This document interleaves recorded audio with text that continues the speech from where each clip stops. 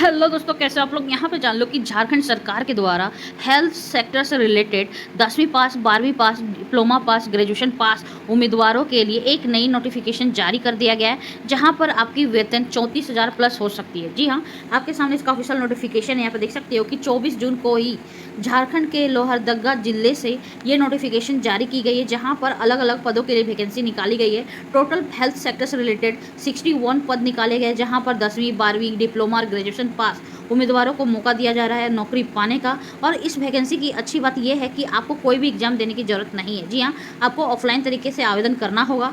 आपके सामने यहाँ पे देख सकते हैं, ये है आवेदन पत्र। आवेदन पत्र के जानने से पहले तो यहाँ पे देख लो कि इसकी आवेदन प्रक्रिया 25 जून से शुरू कर दी गई है और ये प्रक्रिया 24 जुलाई 2026 तक चलने वाली है। वहीं पर आवेदन शुल्क के बारे में बात करें तो यहाँ पे देख लो कि UR, EWS और OBC या EVC के लिए आवेदन शुल्क 400 रुपये लगेगा। वहीं पर ST SC के लिए 200 रुपया। ये जो आवेदन शुल्क ना आपको बेटा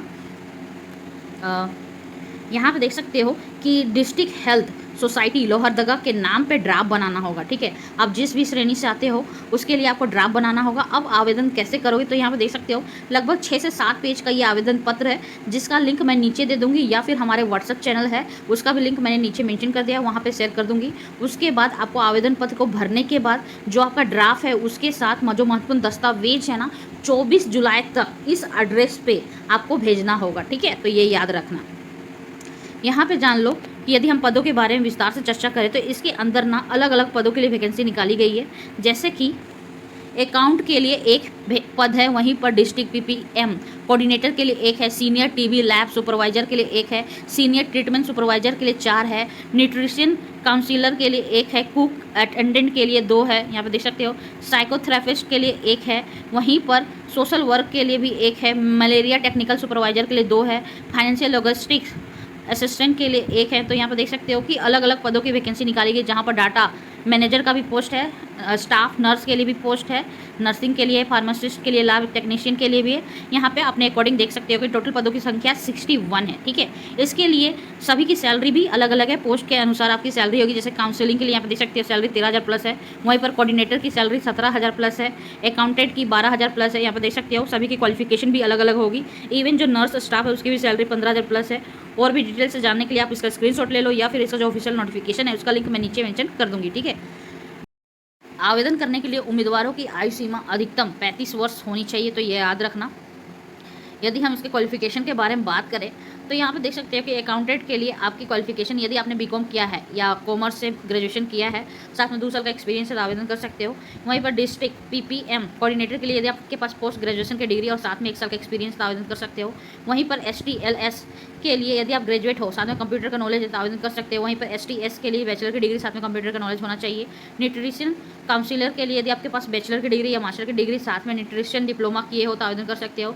कुक के लिए यदि आपने डिप्लोमा इन कुक में किया है या होटल मैनेजमेंट में किया है या मैट्रिक पास और प्लस एक्सपीरियंस है, तो आवेदन कर सकते हो।